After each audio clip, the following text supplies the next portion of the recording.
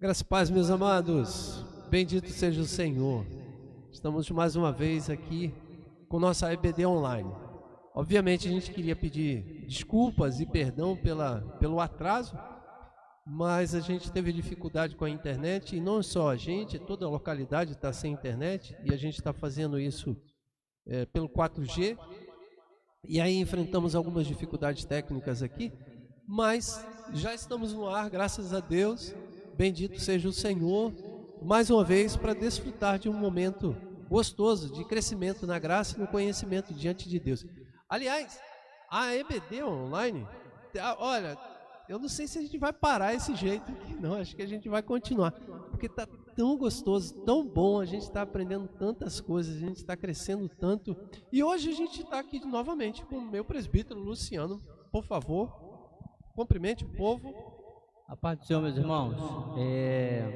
Mais uma vez, né? Graças a Deus. E eu acho que não tem que mudar mesmo, não, pastor. Está muito bom, está muito agradável. Acho que está sendo de bastante edificação, né? Bastante crescimento e conhecimento. E como eu já ouvi falar uma vez, né? Conhecimento não ocupa espaço. Então vamos aprender, vamos compartilhar, vamos contribuir para que a gente possa fazer uma transmissão aqui que agrade a todos aí. Amém? Amém. Bem, eu não sei, mas eu acho que a gente caiu ali, Gustavo. A internet não voltou, ela está oscilando. Gente, se a internet oscilar, vocês nos perdoem aí, tá bom? Porque a gente está no 4G, a internet a cabo não está funcionando, um problema geral. E vocês nos perdoem aí. Certo, meu querido Sandro Lanes, presbítero Sandro Lanes? Amém. Paz de Cristo, igreja. Realmente é um prazer estar aqui. Nos últimos 2 domingos, eu não pude estar, né? Até mesmo nos bastidores, mas eu estava em casa ali. E Luciano, o André estava aqui. Realmente está sendo muito bacana, muito bacana. E eu acho que vocês também estão gostando. Então, participem, né? Mandem suas mensagens aí, os questionamentos. E na medida do possível, o pastor aqui, juntamente conosco, vai tentar responder a vocês. Amém? Participem, porque é importante a participação de vocês nessa EBD. Amém. Gente, olha só, vamos fazer uma coisa. Eu vou pedir para que vocês comecem a interceder desde já por essa internet. Vai orando aí para ela não cair, não travar, porque eu sei que ela está travando aí em vocês. Porque está travando aqui comigo. Daqui dá para a gente observar e ver que ela está oscilando, está caindo e está voltando, mas me parece que a imagem para e o áudio continua. O Gustavo está me informando ali. Então, vocês, por favor, tenham paciência aí conosco e vão interagindo aí conosco para dizer assim, se está conseguindo ouvir, aí se está entendendo, se está compreendendo a nossa transmissão aqui. A gente está tentando fazer o melhor, mas hoje a dificuldade não é nossa, é externa. Então, toda a região aqui está sem internet, problemas aí das empresas aí, enfim. Mas vamos lá, gente. Vamos pedir a bênção de Deus. Vamos pedir a intercessão de Deus. O Sandro, pode orar pedindo que o Senhor nos abençoe? Amém. Vamos orar então, igreja, né? Em nome de Jesus. Senhor, nós estamos aqui mais uma vez nesta manhã. Somos gratos a Ti, Senhor, por podermos acordarmos, meu Pai, e nesse momento tão especial, podermos desfrutar da Tua palavra aqui, podermos falar um pouco de Ti, podermos abrir até mesmo os nossos corações, meu Pai, para que assim o Teu Espírito Santo, Ele entre e nos ensine. Então, Senhor, tenha misericórdia de nós, Senhor, continue nos dando da Tua graça, do Teu amor, Senhor, e inspire os nossos corações até mesmo para ouvir a Tua palavra. Seja conosco, mais uma vez nós te pedimos e te agradecemos em o nome de Jesus. Amém. Amém, amém. Então, amados, vamos lá, vamos dar continuidade àquilo que nós estávamos conversando na semana passada. Eu quero crer que você lembra que na semana passada nós iniciamos uma conversa aqui usando de apoio, né, o nosso Assim Cremos, né, no capítulo de número 9 do Assim Cremos. Deixa eu confirmar aqui se é o capítulo de número 9, acho que sim. É o capítulo de número 9, que fala a respeito da doutrina da vida cristã. E estamos conversando um pouco sobre isso e vamos dar continuidade. Eu quero também aqui salientar de que uma vida cristã, isso é importante, amados, uma vida cristã não se faz passivamente, mas uma vida cristã se faz ativamente. Porque aquele detalhe, tem pessoas que pensam, eu vou mais uma vez insistir, que quando aceitamos Jesus não há mais nada a fazer a não ser esperar Jesus voltar. Então não há nada para fazer. Então o que eu tenho que fazer? Ficar passivo, esperando Jesus voltar. E também tem uma passividade no sentido de achar que Deus vai agir sempre de forma independente do meu retorno, da minha resposta. Então Deus vai fazer tudo e você não vai fazer nada. Isso não é uma verdade, gente. A vida cristã, ela é feita em ações, em exercícios, em obras. Nós temos uma teologia e uma doutrina, acho que 99,9% das igrejas protestantes, elas têm uma teologia, uma doutrina baseada na graça. E graça é um favor imerecido. Então, nós costumamos dizer assim que nós não podemos fazer nada, absolutamente nada, para alcançar a nossa salvação. Porque a salvação é pela graça, você não pode fazer nada por isso. E nem tem condição para fazê-lo. Pois a graça é um presente, um dom de Deus, uma bênção de Deus para as nossas vidas. Porém, na ideia de que recebemos a salvação pela graça, pode equivocadamente estar embutida uma ideia de que você não necessita fazer obras. Isso é um equívoco. O cristão, ele necessariamente é chamado para fazer obras. E essas obras não podem ser também confundidas com obras de caridade. De que você vai dar cesta básica, alimentar o pobre, dar esmola. Não pode ser confundida com isso. Isso também é obra, mas obra vai em todos os aspectos da tua vida, em todas as áreas, em todos os lugares, porque nós não somos cristãos departamentalizados, por parte, somos cristãos por um todo. Então, toda a nossa vida deve ser tomada, deve ser dirigida, guiada pelo Espírito Santo e deve nos dar uma possibilidade de construir coisas e edificar coisas e fazer coisas. Entende, Luciano? Eu gosto muito quando eu analiso essa questão, eu gosto muito da relação causa e consequência. Quando a gente fala de vida cristã e obras, a obra não é para exercer uma vida cristã, mas é porque você é cristão. Isso. Então eu gosto, a consequência de ser cristão é acabar fazendo obras, e não a causa, não o motivo, fazer a obra para mostrar que sou cristão. Eu acho que é mais ou menos nesse caminho. É porque é uma consequência lógica e natural. Se você é uma nova criatura, você não tem outra coisa a fazer a não ser boas obras. Não existe. Ninguém nasce de novo, ninguém aceita Jesus para fazer más obras. Tiago, né, fala que a fé sem obra é morta. Claro, porque se você Mas em consequência, as obras não salvam. As obras... Ou seja, eu não posso fazer obra para achar que fazendo essas obras eu serei salvo. Exato. As obras humanas não têm a capacidade, não têm a condição de nos tornar uma nova criatura.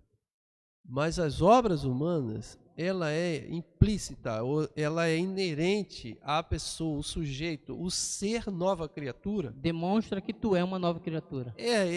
As obras estão implícitas nele, não tem... É aquilo que eu falo, você não pode fazer mais obras, então naturalmente, você deve fazer essas boas obras. E como eu disse, gente, as boas obras que nós estamos falando não é uma ideia do tipo Madre Teresa de Calcutá. Embora, com todo respeito, ela fez ótimas, boas obras. Não é. Não, as boas obras do cristão, ela cerca toda a vida do sujeito, toda a vida da pessoa. Então, mas o que é, na verdade, é assim, em relações práticas, como eu já tenho dito, o que é, na verdade, essas boas obras? Obras de piedade, obras de misericórdia. Eu insisto em dizer isso, perdoe se eu sou repetitivo, se eu falo de novo, mas é importante porque isso faz parte da tua educação cristã. E nós, na semana passada, começamos a conversar acerca das obras de piedade. E dentro das obras de piedade, lembrando mais uma vez que esse caminho de obras está dividido em obras de piedade e obras de misericórdia, e falamos que a obra de piedade é a obra que fazemos em relação à nossa devocional, à nossa espiritualidade, à nossa unidade com Deus, à nossa comunhão com Deus, tudo que fazemos em direção a Deus. E dentro das obras de piedade, nós trabalhamos a prática de uma leitura devocional bíblica. É interessante que parece que as pessoas não sabem ler a Bíblia. É muito interessante isso. As pessoas não têm a prática, não têm o costume de fazer uma leitura bíblica, e ela não tem, assim, ela não sabe o que fazer quando ler a Bíblia. Eu queria dar algumas dicas básicas, e eu fiquei de escrever essas dicas no grupo da igreja na semana passada, e peço perdão que eu esqueci de escrever isso. Eu vou pedir para que o Sandro puder digitar aí depois, e aí pode abrir o Word aí, digita no Word, depois copia e cola e joga no grupo da igreja. Gente, algumas perguntas que te ajudam a você extrair da leitura bíblica uma aplicação para a sua vida. Porque às vezes o sujeito vai abrir a Bíblia e começa a ler aquela genealogia, e aí ele se embola ali, né? Porque fulano gerou ciclano, ciclano gerou Beltrano, Beltrano gerou... E aí o cara, mas o que tem a ver isso? Se você não sabe o que significa a importância da genealogia na cultura judaica, deixa isso de lado mesmo. Vai para os Salmos. Leia um texto de Salmos. Leia os Evangelhos. Mateus, Marcos, Lucas e João. É básico. Tem leituras gostosas, prazerosas em Gênesis. Tem a história de Abraão, uma história maravilhosa para ler. Leituras prazerosas. Tem leituras prazerosas e gostosas em Provérbios? Tem, maravilhoso. Então, eu posso fazer algumas dicas aqui para que você tenha uma obra de piedade em termos de leitura bíblica satisfatória. Então, você que está em casa vai passar a ser um leitor voraz da Bíblia. Alguém que ama ler a Bíblia, alguém que gosta de ler a Bíblia. E a Bíblia tem sentido para você, não é uma leitura distante, assim, longe, porque a Bíblia tem um português bem, não é arcaico, mas é um português bem tradicional, porque a tradução de João Ferreira de Almeida, ela tem uma tradução bem densa, bem pesada, mas você pode fazer a mesma leitura na linguagem de hoje, na Bíblia da linguagem de hoje, ou na NVI, que também é uma boa tradução, ou nessa Bíblia aqui, que é a Bíblia A Mensagem. Então ela tem uma leitura mais agradável. E você pode fazer essas leituras com vários tipos de tradução. Se você não tem, eu não tenho uma Bíblia NVI, vá na internet, que tem de graça para você. Bíblia Online, www.bibliaonline.com.br. Tem várias traduções lá, tem a King James, tem a João Ferreira de Almeida, tem a NVI, tem a linguagem de hoje, tem várias Bíblias ali. Então, o que você pode fazer para ter uma leitura agradável e que aplique ao teu coração, usando os textos sagrados? Bem, primeiro a gente trabalhou a ideia de que precisa-se ter uma regularidade nessa leitura.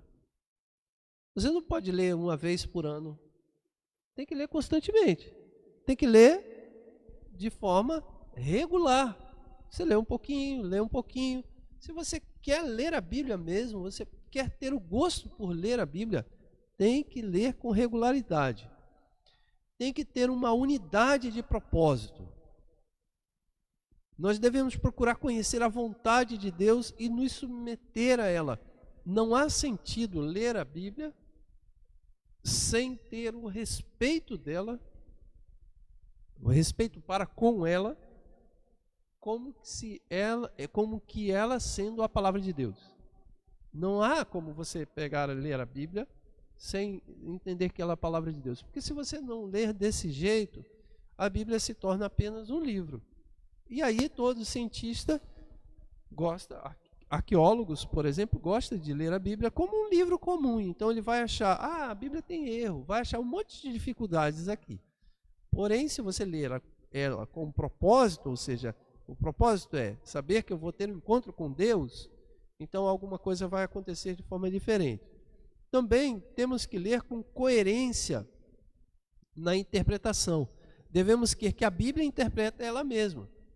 Você não pode fazer uma leitura isolada de um texto e achar que aquilo é assim. Aliás, Luciano e Sandro, tem muitos pregadores por aí fazendo isso. Gente. Pega um texto isolado. Esses dias eu vi um cara fazendo eu não vou falar. Não vou não, porque está muito claro e vocês vão saber aí.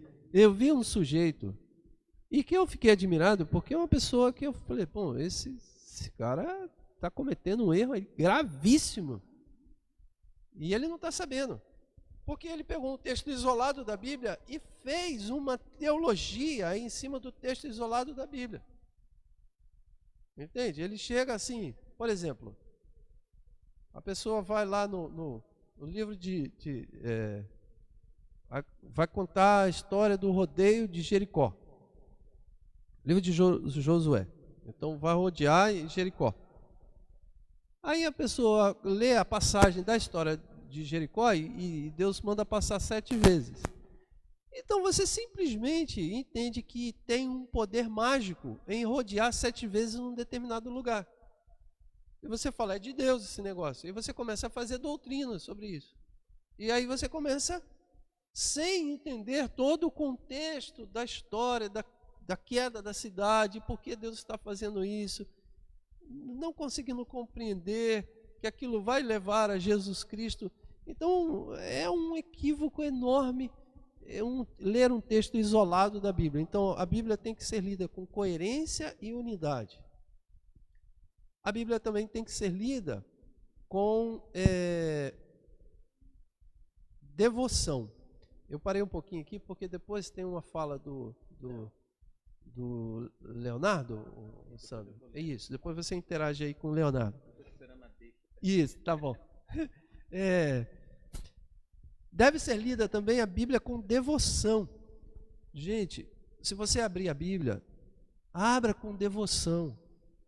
A Bíblia não pode ser lida com uma peça humorística. Não pode. Apesar de você ler a Bíblia com humor, porque existem coisas que são engraçadas na Bíblia, isso, o humor faz parte, a alegria, mas ela não pode ser lida como uma peça de humor de deboche. Você tem que ler com devoção, tem que compreender que o Espírito de Deus está presente quando você ler a Bíblia. Porque eu costumo sempre dizer isso, a Bíblia, ela é um texto divino, sagrado.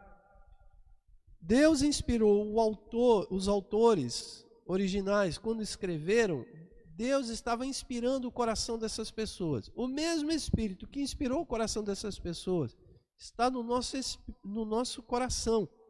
Então, quando abrimos a Bíblia, estamos diante de uma revelação. A Bíblia é uma revelação de Deus. Vai de encontro, né, ao que a gente falou na aula da semana retrasada, sobre fé, né? É preciso ter a fé de que quem escreveu isso foi um homem, mas inspirado por um Deus. Inspirado por Deus. E aí, se você tem essa premissa, você começa a ter uma devoção maior. Exato. Né? A Bíblia deve ser lida com devoção. Irmãos, eu estou falando isso porque é muito sério. Eu fiz bagunça aqui, entornei água. É muito sério você passar a fazer isso dentro da sua casa, do seu lar. Eu fui extremamente abençoado na minha vida por ter pais que liam a Bíblia. Eu tenho imagem na minha cabeça do meu pai lendo a Bíblia. Eu tenho imagem do meu pai lendo a Bíblia com aqueles óculos assim, lendo a Bíblia. Eu tenho a Bíblia do meu pai, está lá em casa. Vou passar isso para o Gustavo. Está lá em casa. A Bíblia do meu pai com anotações que ele fazia nos cantos assim. Eu não peguei esse costume, né? Mas ele fazia anotações assim. Ele tem mensagens que ele pregava que está lá na Bíblia, de acordo com aquele versículo. Ele rabiscava a Bíblia dele. Essa Bíblia é de, se eu não me engano, de 1957, se eu não me engano. Eu tenho lá em casa. E isso foi me passado esse gosto pela leitura da Bíblia. Então, eu diria, se você quer deixar um legado importante para os teus filhos, leiam a Bíblia com eles. É interessante, né, pastor? Porque a gente evolui, mas as coisas que dão certo são as coisas que aprendemos lá no passado, né? A tradição. A tradição, né? A tradição. Porque eu tenho feito isso com o Miguel e com a Esther. E olha, eles ficam ansiosos para a hora de dormir, para eu poder ficar lendo com ele. Ai. Sabe, se eu quiser castigar o Miguel, falar, eu não vou ler uma historinha para você hoje. Ele fica triste, sabe? É muito interessante. Tem 3 anos. Então é bacana. Tu vê que, apesar da evolução, né, as tradições é que norteiam, né? Não tem jeito. Eu posso aproveitar e fazer um gancho com relação a essa tradição? Pode. Agora, o que é tradição boa, o que é uma tradição sadia, do que não é uma tradição sadia? A Lucimar colocou assim: pastor, isso que você está dizendo é o que mais acontece. Pegar um texto bíblico e fazer até rituais de campanha. Né?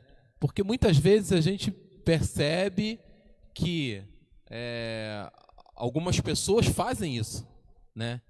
Isso é um bom... a gente estava até conversando sobre isso um pouco antes, né? Isso é um bom passo, é uma boa forma, uma boa metodologia de se cultuar a Deus, ou de se achegar a Deus, né? Manter esses rituais, pegar texto bíblico e fazer campanha e tudo mais. Tem certas situações, cara, que é uma violência ao texto. É absolutamente uma violência que se faz com o texto bíblico. Os rituais, as fórmulas, ela não é o problema em si. Se você desejar, nós mesmos fazemos campanhas aqui, não é o problema em si, mas o problema é eu dizer que o rito em si é alguma coisa. Então, vou dar um exemplo, não quero entrar nisso, né? Assim, senão o pessoal vai entender o que eu estou querendo dizer. Mas se eu tenho um rito, que eu tenho que levar uma rosa para minha casa, e deixar essa rosa murchar para ela atrair algum mal-olhado, o rito em si se tornou Deus. Então ele se tornou uma heresia.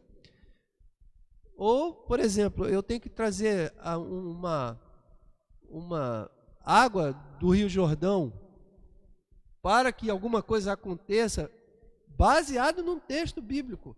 O rito em si se tornou a heresia e não Deus.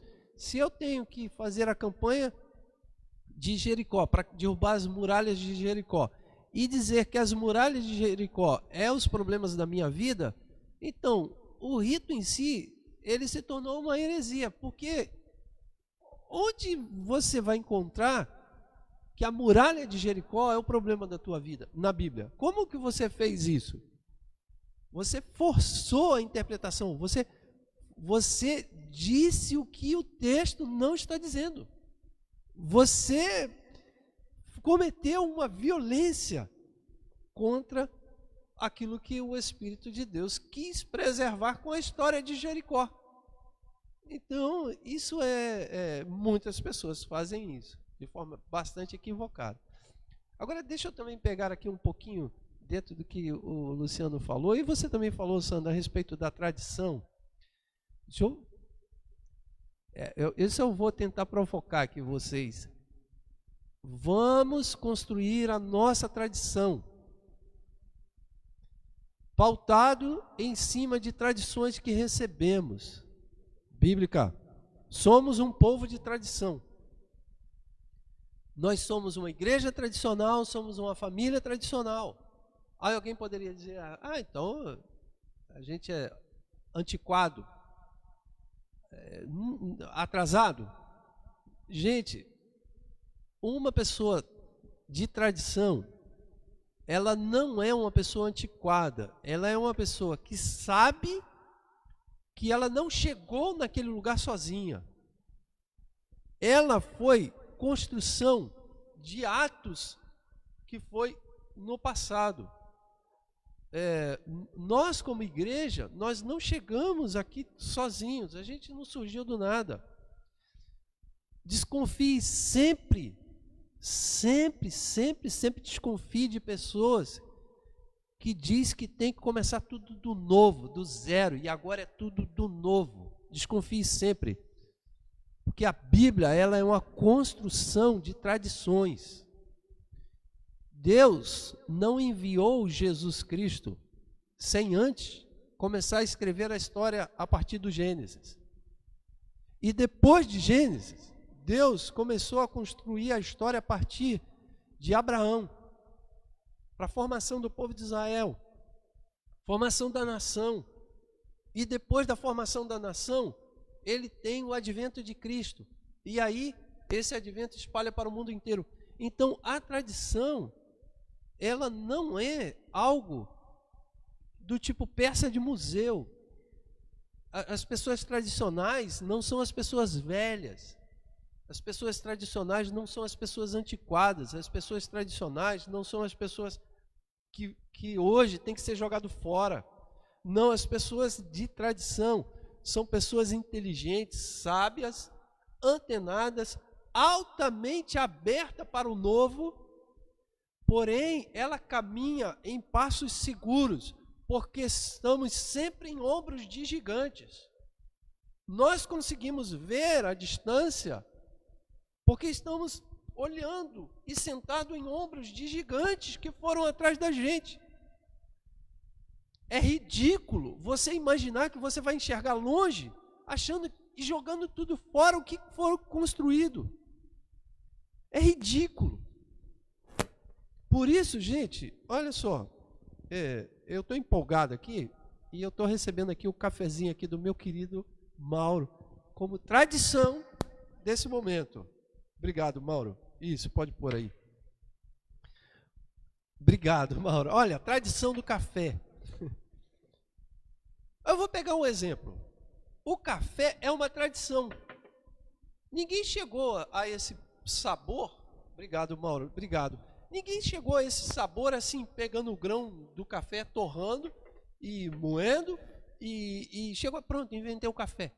Não, foi experimentado em cima de erros e dificuldades, e o cara chegou até que ele chegasse a esse ponto de café, e estamos tomando café. Isso chama-se tradição. Nós estamos em ombros de gigantes. Por que eu estou falando isso? Porque tem uma meninada agora, desculpe o termo, mas borra bota, que quer chegar e dizer o que é a família, o que é casamento. o que é igreja. Isso é um equívoco, gente. É um equívoco. Eu convido você, olha só, em nome de Jesus, o povo de Jardim Primavera querem prosperar, vocês querem crescer, vocês querem avançar na graça, no conhecimento, vocês querem enriquecer, vocês querem viver bem, construir uma boa casa. Não despreze os marcos antigos, como diz a Bíblia. A Bíblia fala, não retire os marcos antigos. Porque se você retirar os marcos, você se perde, cara. Você não tem bússola. Dois pontos, né, pastor? Um pouquinho fora do contexto aqui, mas falando de tradição, e não quero discutir aqui, não quero trazer à discussão questões mais aprofundadas. Mas uma das coisas que tem sido muito veiculada hoje nas mídias é exatamente uma tradição que pode resolver um problema que está no presente, que é a Covid. Qual é a tradição que eu falo? Porque quem me ensinou que quando eu chego em casa e tenho que lavar as mãos, tirar o sapato lá de fora, né? Não espirrar na frente dos outros, isso é uma tradição que eu aprendi. Sim, né? Exato. E pode ser uma solução para um problema do agora. Um problema do agora. Outra coisa que eu queria falar de repente, se eu até dar uma... Se eu estiver equivocado, o senhor pode corrigir sem problema. Que a tradição faz parte do quadrilátero wesleyano, não é isso? A tradição faz parte do nosso quadrilátero, chamado quadrilátero wesleyano, que é o seguinte, gente. O quadrilátero wesleyano é uma hermenêutica para a vida, uma hermenêutica para compreender a Bíblia. O que é a palavra hermenêutica, né? A palavra hermenêutica quer dizer uma interpretação, você interpretar alguma coisa, você entender, compreender, como você compreende alguma coisa. Vamos supor, vamos pegar o básico. Estou olhando aqui o meu diácono Valteno, que está ali atrás, nos bastidores, e ele está com a camisa do Botafogo. Então vamos pegar o exemplo do futebol. É um time de tradição, hein? É um time de tradição, Botafogo. Tradição. Então vamos olhar para o futebol. Como você compreende o futebol? Porque se você não compreender ele, você vai achar chato, você vai ficar olhando, peraí, um monte de gente correndo atrás de uma bola, por que não dá uma para cada um? Mais fácil, não é? Geralmente as mães falam isso, né? Mas para quê? Ainda tem um cara de preto que fica atrapalhando tudo, manda parar toda hora. Quando um pega a bola, ele manda parar. Então, olha só, para você compreender o futebol, você tem que interpretar, você tem que entender, você entende as regras, você entende o jogo e tal. O quadrilátero wesleyano é uma hermenêutica, uma forma de interpretar tudo.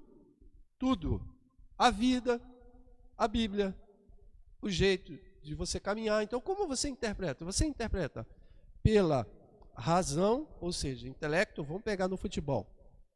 O futebol você tem que entender ele a razão, porque você tem que saber das regras.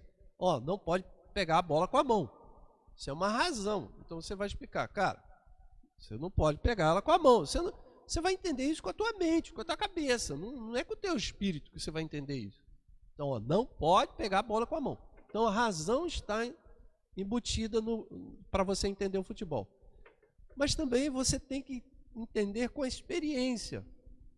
Porque se você não for lá, botar o teu pé e dar um chute na bola, você nunca vai saber como é chutar uma bola de futebol. E mais ainda, você não vai saber quais são as emoções envolvidas naquele processo. Então você entende com a razão e entende com a experiência. Mas também dentro do quadrilátero, nós temos a tradição. Porque se você não souber como é aquele jogo de futebol como tradição para aquele grupo social de pessoas, você não entende a importância dele. E você não entende como ele foi formado, como ele é feito, quais são os tipos de futebol que você pode ter, futebol de salão, futebol de praia, futebol de campo, pelada. Porque, já reparou? As regras de pelada é completamente diferente das regras do futebol de campo. Algumas são semelhantes, mas a 90% tem regras próprias, e mais ainda, a regra vai variar de rua para rua. Porque se o futebol daquela rua aceita uma coisa, na outra não. Por exemplo, o time da rua de cima contra a rua de baixo, porque é assim. Não, lá em Caras era assim, o Gustavo jogava no time de baixo, às vezes tinha que trocar, porque a vantagem fica para quem vem de cima, não é? Em alta velocidade. Em alta velocidade. Tradição. Também pode ter, no futebol, pastor, só te cortando, a tradição pode ser os esquemas táticos, né? Porque você tem, ele evolui, porém, como tradição, sempre vai ter o bom passe, o cabeceio, como tradição, o cara tem que aprender isso, né, o jogador. E no caso nosso, religioso, nós temos a Bíblia, que é o livro que nos conduz. Então, para o futebol, seria as regras oficiais da FIFA. Mas para nós temos a Bíblia. Então, tradição, vamos começar mais na ordem, né? Razão, experiência, tradição e Bíblia é o que nos norteia a nossa vida. Então, a tradição para nós é muito importante. Mas eu queria aqui reafirmar isso, que somos um povo de tradição. Porque, gente, eu estou convicto mesmo. Eu sempre tive isso na minha vida, eu acho que você também teve, mas nunca foi isso tão claro, de que há um plano arquitetado no inferno para destruir a igreja, para destruir as tradições da igreja, consequentemente destruir tudo que temos de valor, nossa família. Há um plano, há um projeto de relativização de toda a tradição, de relativização da autoridade. Tudo deve ser questionado, e esse tudo deve ser questionado tem destruído a vida das famílias, casamentos, destrói uma sociedade, destrói um entendimento, uma compreensão da sexualidade humana. A sexualidade humana, ela é produzida dentro daquilo que poderíamos chamar, e aí eu tenho que colocar um pouquinho de aspas, mas de uma tradição bíblica. Ok? Há uma relativização da sexualidade humana. Então, sabe, uma destruição completa dos valores fundamentais. É aquilo que a gente fala, que é uma uma tentativa de exterminar os valores judaicos cristãos da sociedade ocidental. Isso é claro, isso não é fala minha, isso é fala dos próprios, como posso chamá-los? Dos próprios militantes, nessa tentativa de destruir aos valores. Então, se você falar que você é um tradicional, desculpe o termo, gente. Eu vou falar um termo aqui chato. Mas se você falar na rua que você é um tradicional, para grupos, você é um otário. Me perdoe o termo, mas é verdade. Você é um bocó. A gente pode afirmar, você pastor, é um que uma pessoa que não valoriza a tradição é mais fácil de ser manipulada? Com certeza.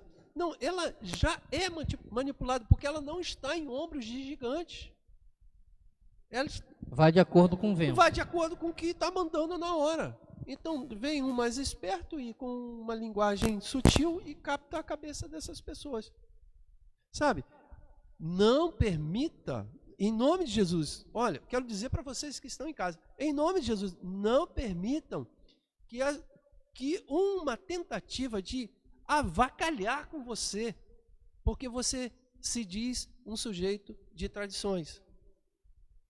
Você é um bocó, você é um atrasado, você é um bobo, você é um burro, você é um idiota, você é um desconectado, você é um atrasado, você é um sujeito que tem que ser modernizado, então você tem que se atualizar.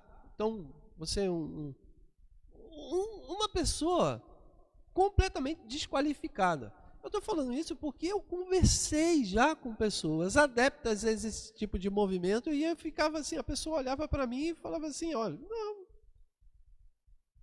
Você não sabe de nada. Eu conversei com uma certa jovem uma vez, que ela me desqualificou completamente todo o meu conhecimento teológico, doutrinário, filosófico, porque alguém na faculdade dela, um professor na sala de aula, disse que isso tudo é besteira. Gente, eu fico impressionado. Esses dias eu estava conversando com alguém e a gente chegou nessa conclusão. Olha que a gente, como igreja, a gente está falhando. Porque como nós, como igreja, que trabalhamos a educação infantil cristã de uma criança da EBD até a adolescência, e esse sujeito ou sujeita é todo educado dentro da igreja, com 1 ano de faculdade, joga tudo que recebeu de tradição fora para aceitar a porcaria, a desgraça, a lavagem cerebral de um professorzinho na sala de aula, cara. É um troço louco, cara. Você fica assim, peraí, o que essas pessoas fizeram com os meus filhos, cara? Sabe, isso eu acho que a gente erra. Então, em nome de Jesus Cristo, você que está em casa, saiba disso. Tome para si. E, por favor, não é porque eu estou falando não. Ô Sandro, não é porque eu estou falando não, cara, mas olha, nós como igreja metodista wesleyana, nós temos uma belíssima tradição para colocar para os nossos filhos e levar isso adiante e construir famílias saudáveis, filhos saudáveis. Isento de erro? Não, é lógico, acontece, o erro acontece.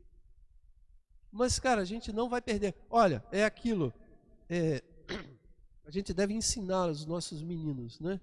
Para que quando eles vierem a crescer, eles não venham a se desviar. Durante a nossa caminhada, durante a nossa vida, a gente deve ensinar. Isso é extremamente importante. Eu estou falando isso, me perdoe aqui a minha ênfase, mas é verdade, eu vi isso acontecer, gente, eu vi. Adolescentes sendo educados dentro da igreja, vai para uma universidade com 1 ano, o cara se transforma em um militante de uma causa LGBT. Sabe? Mas é porque ele tem um problema de homossexualidade. Isso não tem nada a ver com homossexualidade ou com sexualidade. Não tem nada a ver com a libido. O que tem a ver a filosofia marxista com a libido de alguém? Nada a ver, cara. Se ele tem uma dificuldade, um problema, eu não sei o que significa isso. Eu sinceramente, eu preciso muito aprender a respeito da sexualidade humana, porque a homossexualidade é um problema gigantesco. A gente não consegue compreender o negócio direito. Mas, cara, o que tem a ver a libido com a filosofia marxista?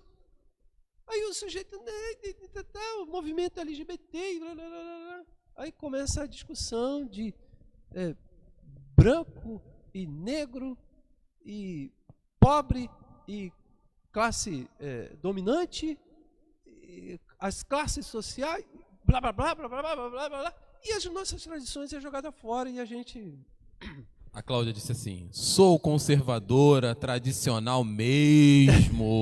Isso aí, Cláudia. Por isso muitas pessoas me chamam de quadrada, antiga, mas pessoas que não conhecem a palavra. Estou abestada, como está a juventude de hoje. Só Jesus nas nossas vidas. Nas isso nossas aí, vidas. Cláudia. Tem que bater no peito mesmo. Sou tradicional, sou conservadora mesmo, de verdade.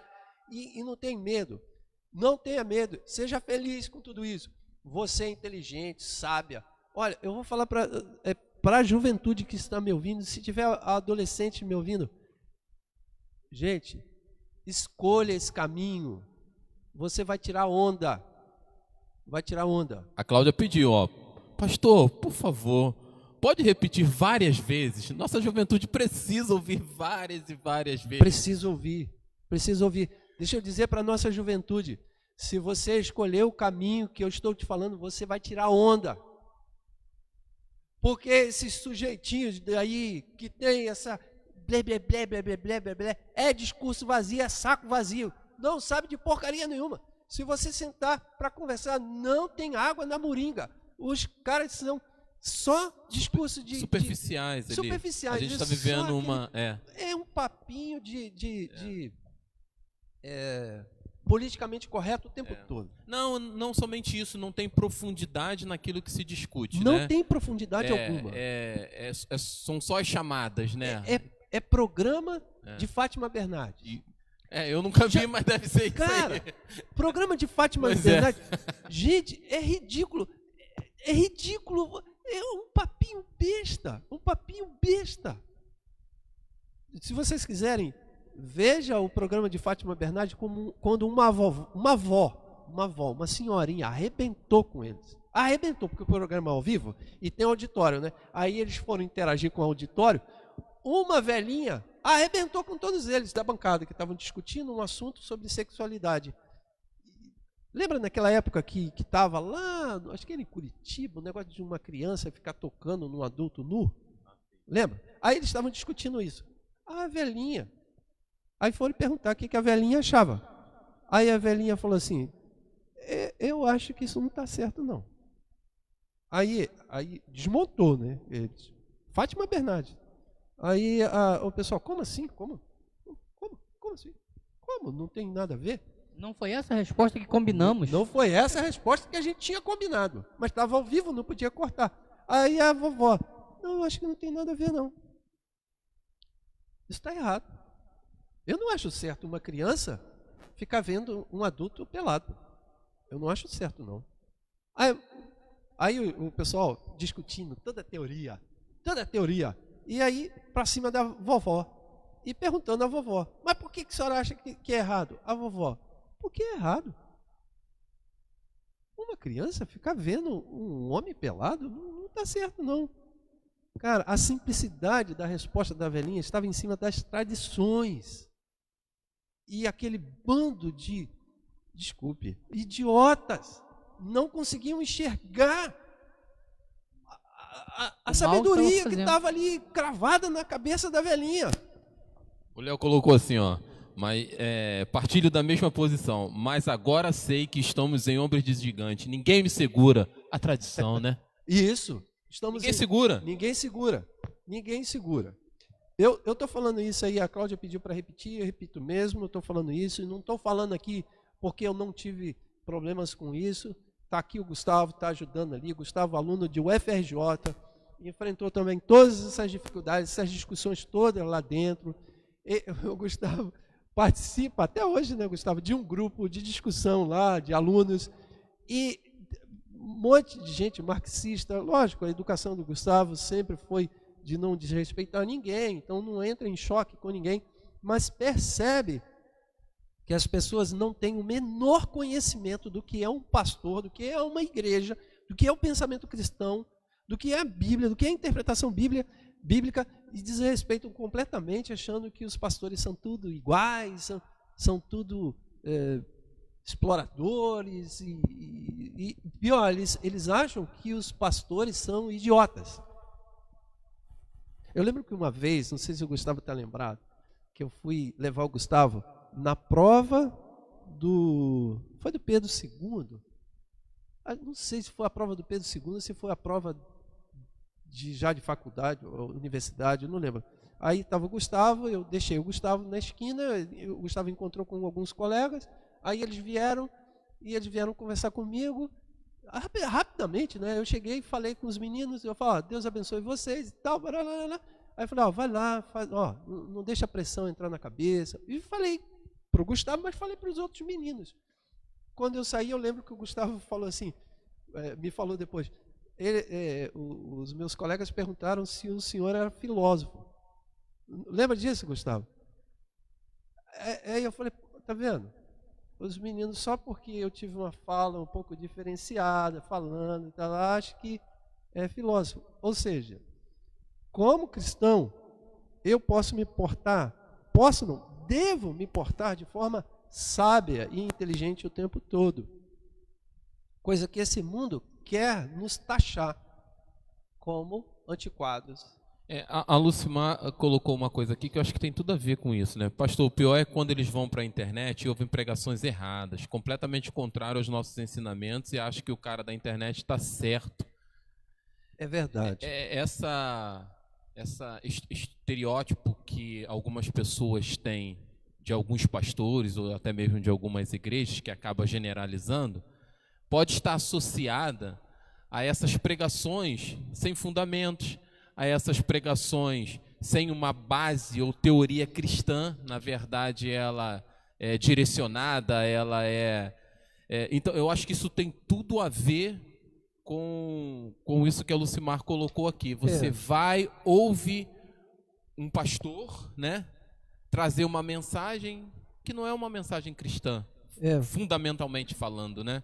Hein, pastor? Deixa eu, o senhor vai responder, mas o que eu tenho para falar vai bem de encontro a isso, porque a importância dessa tradição que nós estamos falando, porque informação errada vem de todos os lados. Vem de todos os lados. Todos os lados, inclusive de pastores que, infelizmente, utilizam um texto isolado para fazer uma teologia. Se você não tiver uma tradição e um discernimento para poder criticar aquilo, ou seja, você acaba sendo conduzido de maneira errada. Por isso que eu gosto, Luciano, de abrir a Bíblia e deixar a pessoa ler. Vamos ler versículo por versículo? Vamos lá? E vamos fazer versículo por versículo? Porque para evitar isso que o Sandro estava comentando aqui, que é a Lucimar, né? Que coloca assim, o versículo isolado e aí começa a fazer caiu não. Aplicações, começa a fazer aplicações de forma equivocada. Então, eu gosto de colocar lá, e assim, agora eu estou amando, né? Que o texto está, desculpe aqui o termo, mas na cara de todo mundo. Então, leia aí junto comigo. Então, a Bíblia, para a gente caminhar dentro de uma tradição de interpretação bíblica adequada, correta, maravilhosa. Tem alguma coisa aí? Porque senão eu vou dar continuidade aqui, Sandro. Só um comentário da Luciana. O problema é a confusão que fazem em ser conservador e tirano. Confundem costumes mundanos com tradições bíblicas, né? E a irmã Vereni colocou assim, a relatividade veio com força para cima da humanidade. Para viver bem com todos, precisamos ter muito discernimento, né? Então, a primeira é a que a Luciana colocou, relacionado... Essa que a Luciana colocou é muito interessante, olha. O problema é a confusão que se faz entre conservador e tirano. É verdade.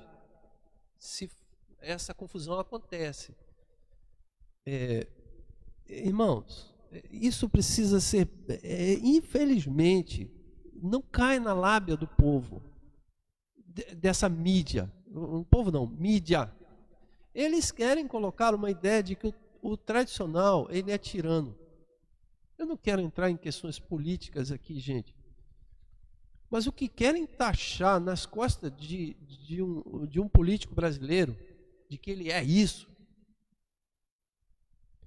Vocês me perdoem, eu não quero ficar falando sobre isso, mas, gente, dizer que...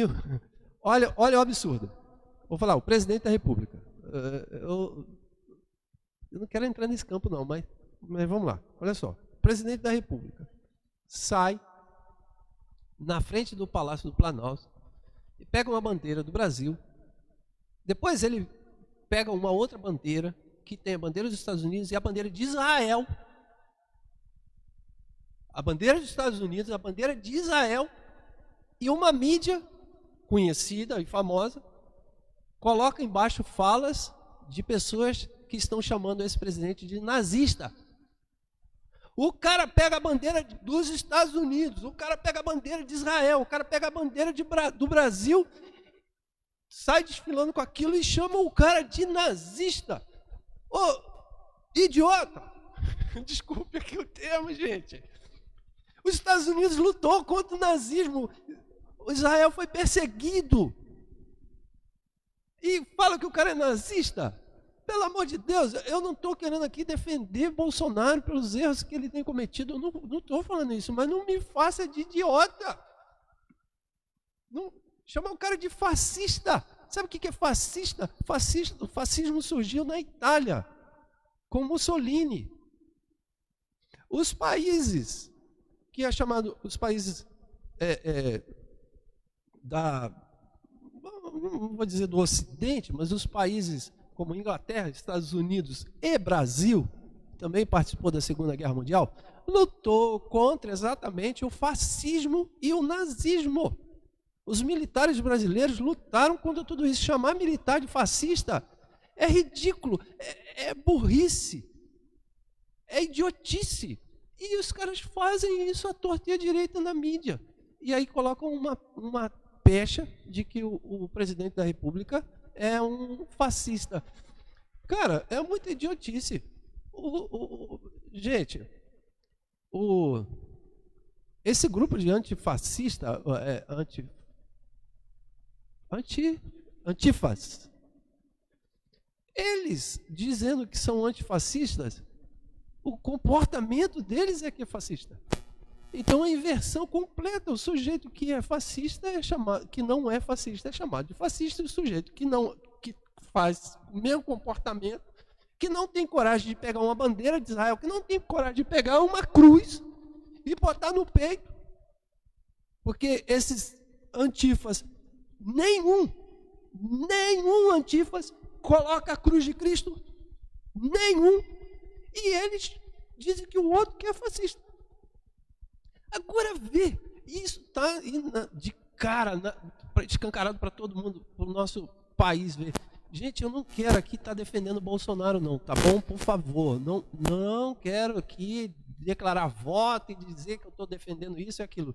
O que eu estou falando é a idiotice histórica de conhecimento básico. E tem jovens nossos que chama isso, nosso que eu digo, cristão, que está caindo na lábia desses sujeitos aí por aí fora, cara. De falar de Bolsonaro e tal. Eu sei que Bolsonaro tem cometido muitos erros, não quero entrar aqui, depois a gente pode até discutir sobre tudo isso, se desejar. Não aqui em público, porque eu não quero fazer isso não. Mas sabe, então, quando a Lucimar disse, o problema é a confusão que fazem ser conservador e tirano. Então, se uma pessoa como o Bolsonaro se diz conservador, o que querem fazer com ele? Que ele se torne um tirano. Para que o jovem olhe e fale assim, eu não quero ser igual a esse cara. A gente já tem uma dificuldade, porque parece que o Bolsonaro tem hora que fala umas besteiras mesmo, e aí a mídia toda cai de pau em cima e falando, ó, tá vendo? É igual aí. Você quer igual, você, jovenzinho, quer ser igual um tirano desse? É claro que ninguém quer ser tirano. Fazendo um paralelo, pastor, infelizmente a população brasileira não são iguais aos crentes de Bereia, né? Que pegava lá aquela mensagem e ia pesquisar para ver o que era verdade, o que era, né? Para poder até combater ou refutar alguma coisa, né? Eles Sim. vão pelo primeiro impulso e vai adiante. Primeiro impulso, é dominado, é isso. E não é nem só os jovens, né? Os brasileiros. Então. Os brasileiros. Por isso que eu falei, gente, é um absurdo você criar o seu filho. Eu não estou falando que isso seja uma máxima, eu não estou falando que eu vou falar agora seja uma máxima irrefutável, que não tem como errar, não estou dizendo isso, mas, gente, é um absurdo você criar o teu filho com toda a educação cristã, com toda a tradição cristã que você tem, com todo o cuidado bíblico, e você mandar ele para a faculdade e você perder ele com 1 ano. Ele jogar tudo que você ofereceu para ele, jogar fora, e ele receber daquele idiotinha de um professor. Gente, eu vou falar sério, gente, por favor. Eu sou um cara que estudo e ouço e vejo muita coisa de YouTube, de pessoas falando. Eu escuto doutores de UFRJ falando. É ridículo. Sandro, tem uns negócios que você fala, não é possível que esse cara fez doutorado. Não é possível. O cara é muito burro. Mas ele é doutor da UFRJ. E ele tem um discurso encantador. Então não é possível a gente perder os nossos filhos para esses idiotas que não sabem distinguir nada. Eles confundem, eles têm a capacidade de chamar um presidente da República com a bandeira de Israel, com a bandeira dos Estados Unidos de nazista. Não é possível. É muita idiotice, cara. Você fica assim, pô, como é que esse cara consegue fazer um negócio desse? Eu eduquei meu filho durante, sei lá, 17 anos. Com 1 ano ele domina. Cara, tem alguma coisa errada no jeito da gente estar criando os nossos filhos, da gente estar educando, que a igreja está trabalhando. Tem alguma coisa errada, cara. Tem uma falha gigantesca.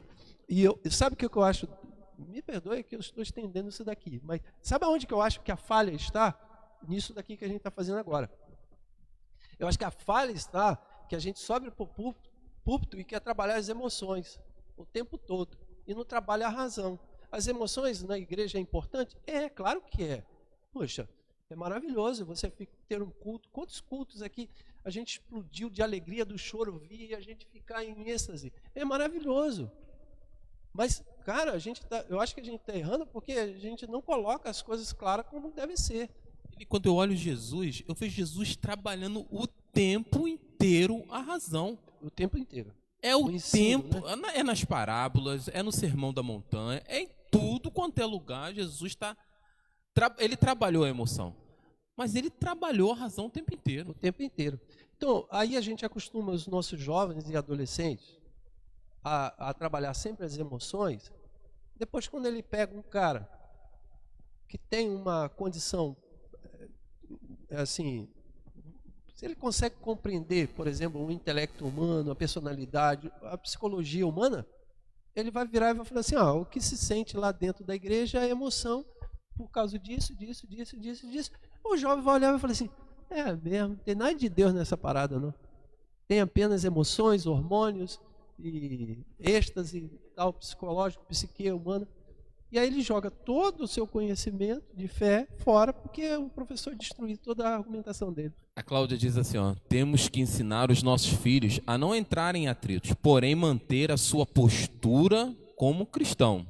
Precisamos fazer a diferença, ser sal e luz nesta terra, pois infelizmente nos colégios e faculdades federal estão tentando de qualquer jeito mudar estes ensinamentos tradicionais. Sim, a ideia aí de não entrar em atrito é fundamental, gente, porque eu estou aqui um pouco, até estou me sentindo responsável aqui, eu estou agitado aqui. Lógico que ninguém vai ensinar o filho a falar com ênfase do jeito que eu estou falando aqui na sala de aula, porque senão ele vai sofrer consequências e é ruim para ele. Além do que, isso também não é um ensino de Jesus. Embora Jesus, o telefone ele tocou do Sandro. Embora Jesus, em alguns momentos, ele chega e fala, raça de víboras. Ele pega o chicote e sai chicoteando na porta do templo. Ele também é radical, né? Mas era o zelo, né? Mas era o zelo. Era o zelo. Então a gente não vai ensinar isso Claro. aos nossos filhos a entrar em atrito, como a Cláudia está falando, mas uma postura de convite a eles para um posicionamento de tradição, de conservador. Gente, como eu queria, aqui, falando para os pais aqui, gente, eu assisti uma palestra de 1 hora, quase 1h30, de um jovem falando. Eu vou fazer uma propagandazinha aqui. Vai se você quiser. Tem um canal de YouTube chamado Instituto Borborema. Se você quiser, vai lá. É um canal de cristão, conservador, cristão no sentido geral, tá? Não é cristão protestante, não. É católico, protestante, cristão. É pentecostal, calvinista, arminiano, wesleyano, tudo.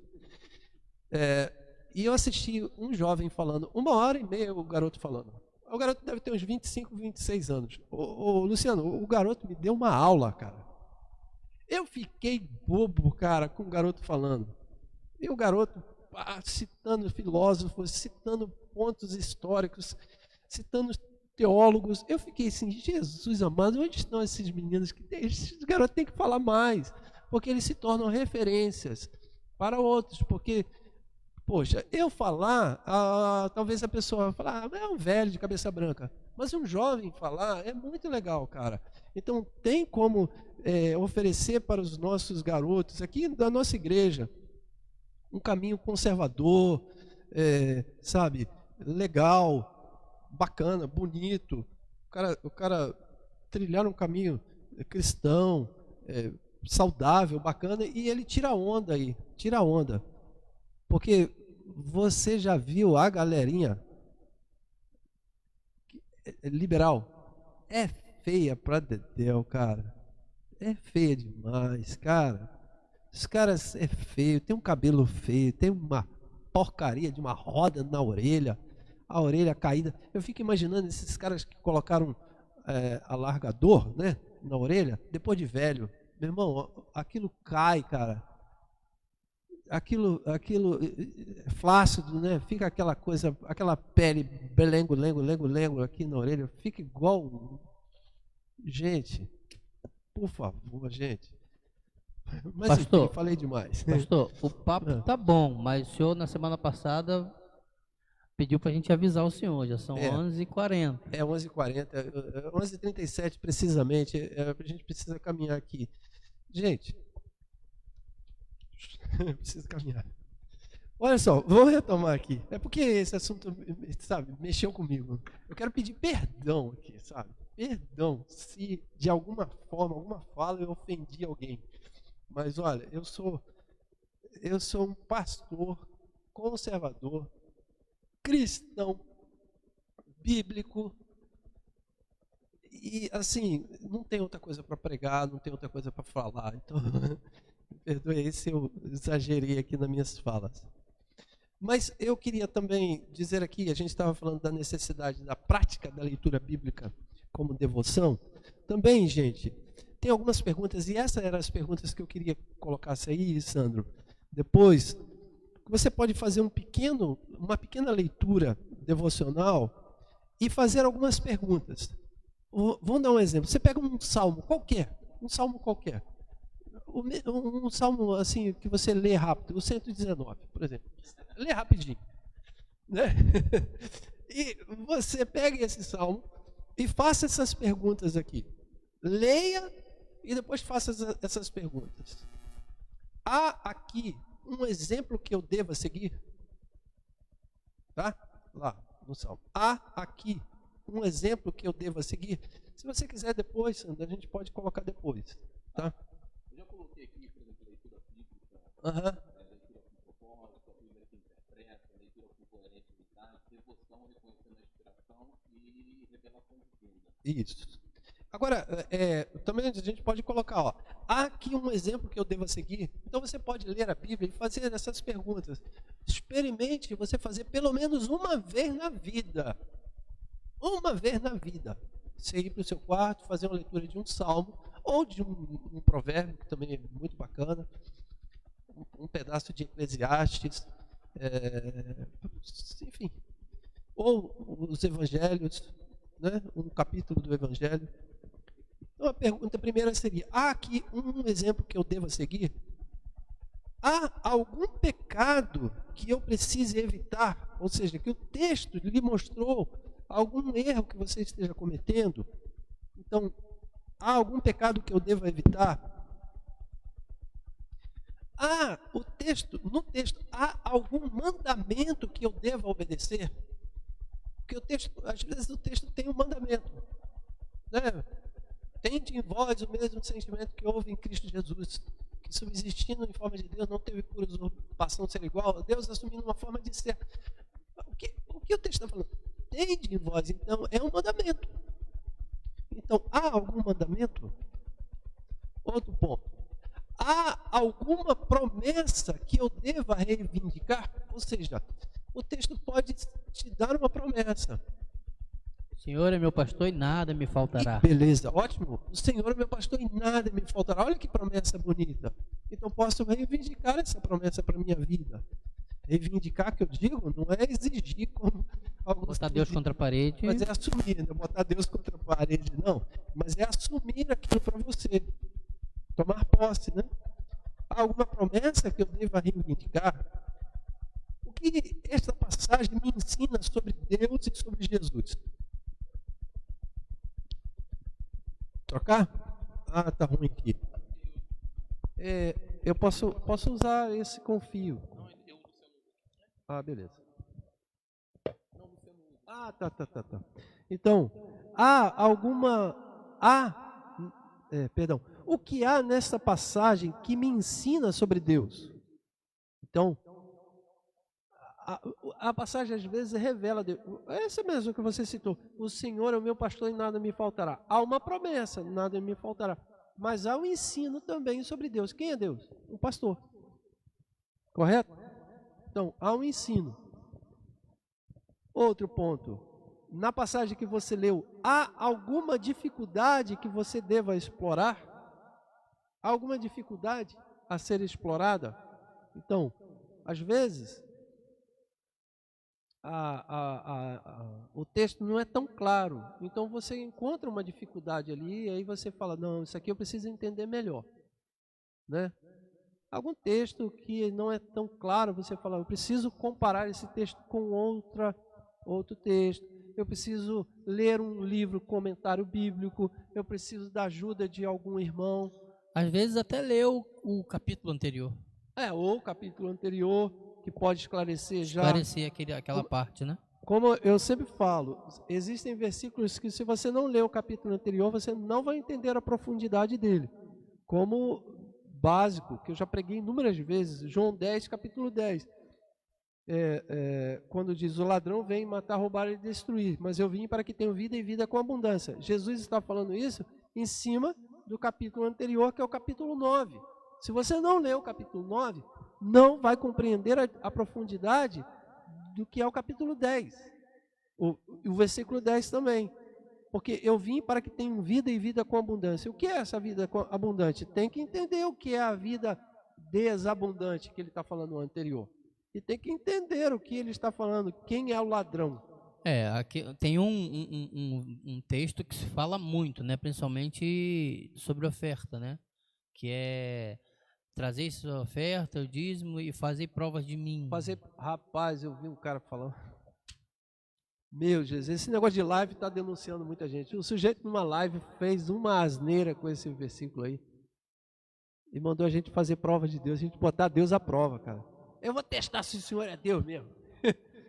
Eu vi o sujeito fazendo isso. Eu falei, caramba, também precisa entender o contexto, precisa entender todo o contexto, senão não consegue compreender o que significa isso. E por último, há alguma coisa nessa passagem que eu deva orar por ela? Então, na passagem que você leu, no texto que você leu, algum versículo te tocou profundamente que você deva orar? Então, esses conselhos, vou ler até um parágrafo aqui. Como vimos, nestes pequenos conselhos acima, a Bíblia deve e pode ser empregada de forma a proporcionar uma vida devocional saudável. Entretanto, esses elementos devocionais só serão aplicáveis àqueles que se submeterem ao autor soberano das Escrituras. Então, com esses conselhos, você pode tomar para si uma vida devocional e praticar uma vida devocional extremamente saudável, maravilhosa. Então, que isso seja aplicado na vida de vocês. Gente, a gente precisa aqui encerrar, 11h44. Eu sei que a internet falhou e muito hoje. A gente vai procurar melhor, agitar melhor para o culto da noite, mas a gente fez o melhor. E eu queria ver se tem alguma fala aí, Sandro. Eu sei que você está digitando aí.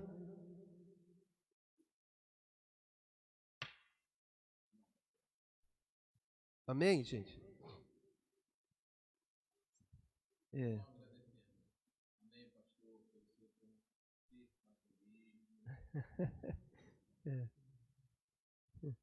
Eu acho que eu preciso falar mais vezes sobre isso e me posicionar nesse sentido. Não é um sentido político, partidário.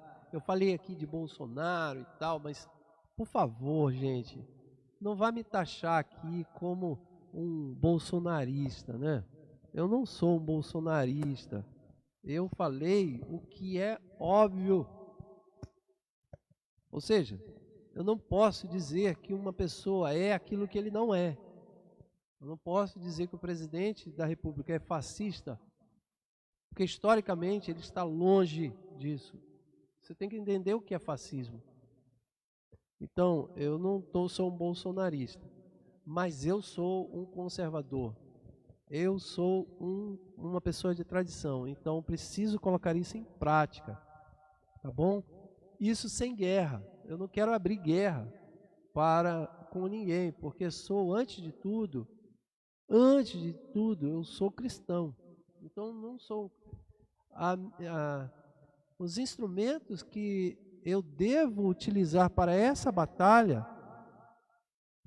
é no amor, na lei do amor.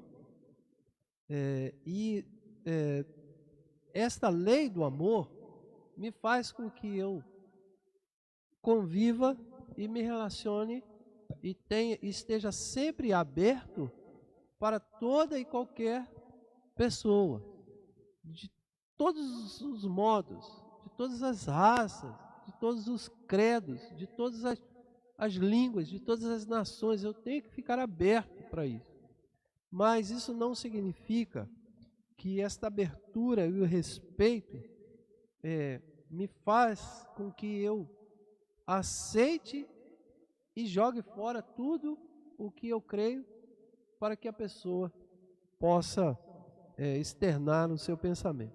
É como o Wesley fala, naquilo que é essencial, unidade, no não essencial, liberdade, e em tudo, de todas as formas, amor. Então, eu tenho que seguir o caminho do amor. Amém? Eu preciso também encerrar. Aqui a gente vai falar na semana que vem sobre prática da oração, a vida de oração. Depois falaremos a vida de prática do jejum e depois da ceia. Depois disso a gente começa a falar sobre outras coisas, se der tempo, senão a gente vai estar de volta falando aqui ao vivo. Se Deus quiser, essa pandemia toda já vai ter passado. Então, prática da oração. Hoje a gente falou devocional, a vida cristã na devocional da leitura bíblica. Gente, olha só, eu não quero fazer com que vocês sejam pessoas fanáticas. Mas eu preciso dizer que é importante você ser cristão. E um cristão é ler a Bíblia. É importante a sua leitura. Ainda que você faça poucas vezes, porque a sua rotina é meio bagunçada. Mas é importante você dizer assim, eu necessito. Pelo menos, o Luciano e Sandro, eu gostaria de sair desta manhã aqui com a certeza dos que nos ouviram no coração, dizendo assim, eu preciso ler a Bíblia. Pelo menos essa certeza. Porque a prática da leitura da Bíblia virá depois de aceitar que você necessita. Não entende? Então, por favor, gente, expresse isso. Eu necessito ler a Bíblia. A Bíblia pode ser uma leitura extremamente prazerosa. O melhor livro que você pode ler na tua vida. Ela é prazerosa, ela é saudável. Ela não pode ser vista como uma leitura chata, pesada. A Bíblia não pode ser vista por você como o livro do não pode. Como muitos adolescentes olham para a Bíblia como livro do não pode. Não. A Bíblia, ela deve ser vista como o livro do prazer. É como o salmista diz no Salmo de número 1. Bem-aventurado o varão que... Aí ele vai falar que não anda segundo o conselho dos ímpios, mas ele vai dizer assim, que tem o seu prazer na lei do Senhor e na sua lei medita de dia e de noite. Então, prazer, sabe? Prazer. A Bíblia deve gerar para você, meu amado, prazer. Como você pode ter prazer lendo a Bíblia? Está aí, o Sandro já está compilando ali algumas dicas para você ter prazer, porque se você ler um texto com essas perguntas aí, essas interações, ô Sandro, vai ser prazeroso. Já foi? No grupo da igreja ou no chat? E depois coloque no grupo da igreja também. Olha, está aí no chat da igreja aí, o Sandro mandou aí. Tá aí, algumas sugestões práticas da leitura da Bíblia. Vai lá. São sugestões que podem te dar prazer para a leitura. Isso é maravilhoso. E se fizermos isso, olha, a tua vida não tem limite. Eu queria também, deseja falar alguma coisa, Sandro, Luciano? Amém. Só agradecer, né? Porque realmente é um período onde a gente aprende bastante, medita bastante. Eu acho que esse é o propósito nosso como ser humano, como um ser pensante, pensar nas coisas e pensar sempre em buscar o melhor, não somente para mim, mas para toda a sociedade que nos rodeia, né? Porque quando eu penso só em mim, eu não vivo sozinho nesse mundo. Eu tenho que pensar como unidade, né? Então refletir e buscar sempre o melhor, não somente para mim, mas também para a sociedade que me cerca, é muito interessante. Então, assim, foi muito edificante essa EBD, né? E que Deus realmente possa continuar batendo assim Sandro, a gente vai falar ainda também sobre os atos de piedade, mas a gente vai falar sobre os atos de misericórdia. E o ato de misericórdia é um posicionamento social de todos nós. E eu acho que vai ser muito interessante. A gente vai aprender a se posicionar politicamente neste mundo mau. Isso é importante para todos nós. Tá bom, gente? Primeira pergunta do Léo lá em cima, lá no início, lá. Léo, me desculpe, eu estava esperando uma oportunidade para poder encaixar, né? Ele diz assim, ó, pastor, lá no início, quando nós estávamos discutindo sobre obras, né? Pastor, tudo isso que vocês estão falando sobre graça e obra, ainda existe muitos cristãos que não fazem esse link. Uns até fazem muitas obras, mas em busca da salvação. Não se sente salvo para praticar as obras. Lembro de ouvir o Senhor, algo que me marcou muito. Não há cristão que faça mais obra, ou cristão faz boas obras movidos... e o cristão, sim, faz boas obras movido pelo Espírito Santo. E aí me lembrou uma passagem de Jesus, né, onde Jesus alerta que a gente, ele falando da sociedade que estava em volta dali, aí ele fez um alerta para os cristãos. Você conhece a árvore pelos seus frutos. Isso. Né? É isso. Eu acho que ele resume bem o que a gente falou sobre exatamente. tudo. O resumo do... o Léo? Eu acho que o Léo resumiu bem tudo que a gente quer dizer e a gente quer falar. Mas a gente precisa encerrar, né, gente? Olha só, deixa eu fazer um convite, então, a vocês. Vamos lá, nós temos uma igreja linda, saudável, maravilhosa, temos uma tradição linda. Então, vamos construir um espaço, né, aqui, de proclamação deste evangelho, um evangelho de prosperidade, de bênção, de educação, sabe? Pode. Queria dizer de liberdade, pastor. Nós somos livres. Isso. A gente canta aqui, ó, com os pulmões assim abertos, eu sou livre, né? É verdade. Isso me traz liberdade, isso não me traz escravidão nenhuma, isso me traz liberdade. Liberdade. A palavra de Cristo, né, os ensinamentos cristãos, ele nos traz liberdade. Que essa liberdade siga aí, irmãos. Amém. Amém. Maravilha. Vamos fazer isso. Construir aqui. Eu convido a você a ser um militante desta causa. Então não seja somente ouvinte, mas seja militante. Venham aqui, me perturbe e diga assim, pastor, o que eu posso fazer para contribuir para esse negócio aí? O que eu posso fazer? Olha, tem muita coisa aí para você fazer, arregace suas mangas, porque tem trabalho para a gente fazer. Eu queria também dizer aqui e anunciar que no dia 5 de julho, ou seja, o primeiro domingo do mês de julho, nós teremos aqui um culto aberto. Ou seja, estaremos começando a retomada das nossas atividades normais.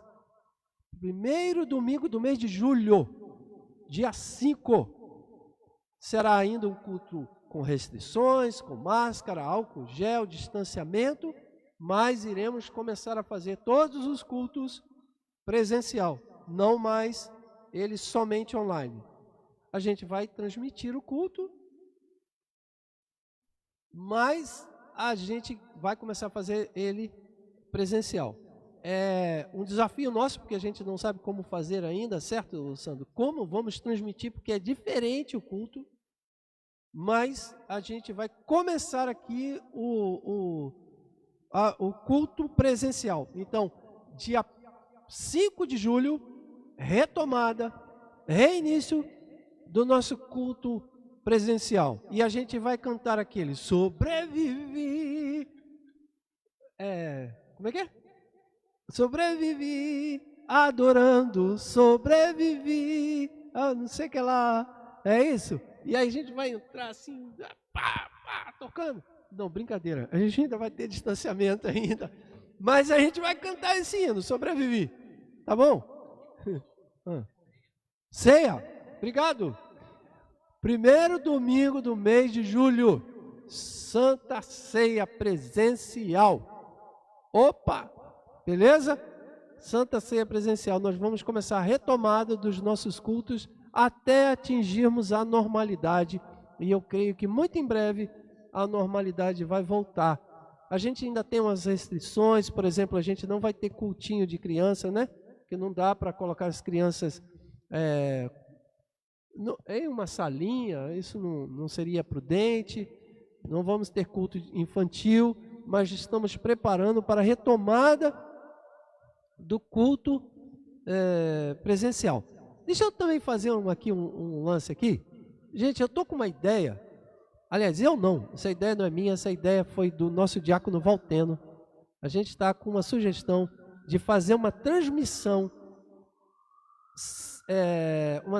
como diria assim, simultânea, com o nosso data show e o nosso som lá no estacionamento. Então você vai poder vir com o seu carro, com a sua família, ficar dentro do seu carro assistindo o culto pelo data show lá no nosso estacionamento. É uma sugestão. A gente tem que ver a viabilidade técnica para isso, certo, Sandro? Mas a gente vai colocar no grupo. Hoje a gente vai fazer uma reuniãozinha agora aqui, vamos ver se a gente consegue, e a gente vai colocar no grupo da igreja se está liberado, se está ok. Tá bom, gente? Ok? Então vamos orar e vamos agradecer a Deus por tudo isso. Ok? O Sandro orou para encerrar, o nosso presbítero Luciano ora, para começar, o Luciano ora para encerrar. Amém. Agradecer as intercessões, né, que a internet deu uma estabilizada ali, ver que Deus está no controle, que É verdade. você orou e a internet ficou bem verdinha ali, né, Gustavo? Sim, então, graças a Deus. Continue intercedendo, meu irmão. Oremos. Amado Deus e eterno Pai, nós te louvamos, Senhor, por mais esse momento de edificação, de aprendizado que passamos aqui. Esperamos, Pai querido, por Tua misericórdia, que tenhamos alcançado, Pai querido, os corações e assim Verdade, transmitido Pai. de forma clara tudo aquilo, Sim, Pai Deus. querido, que Tu inspirou aos nossos corações, ao coração do Teu filho, Pastor Eli, e que possamos, Pai querido, ter crescido verdadeiramente em graça diante de Ti. Nos dê, Pai amado, uma tarde abençoada, que possamos estar prontos mais uma vez à noite para mais uma live. Sim, Deus. Nos dê, Pai querido, condições de adorar e bendizer o Teu santo nome. Fica conosco, eu te peço nesta manhã, em nome de Jesus. Amém. Amém, amados. Olha, antes de encerrar aqui, deixa eu dizer uma coisa. Vai encerrar e vai começar a tocar uma música tradicional. Qual é a música que está aí, Gustavo? A gente esqueceu agora, mas é porque ele está trocando, o Gustavo está modificando todo o domingo. Mas é uma música bem tradicional, orquestrada, assim, bem, tipo, bendito seja o Cordeiro. Tradicional. Mas isso significa que à noite a gente não bota um remix. Não, claro que não, a gente bota também. Isso é que é tradição. É respeitar e ver a beleza daquilo que foi e entender a beleza daquilo que a gente pode ser. Então vamos lá. Que Deus abençoe, fique com Deus. Até logo mais no nosso culto online. Gente, Deus abençoe, fique com Deus. Paz.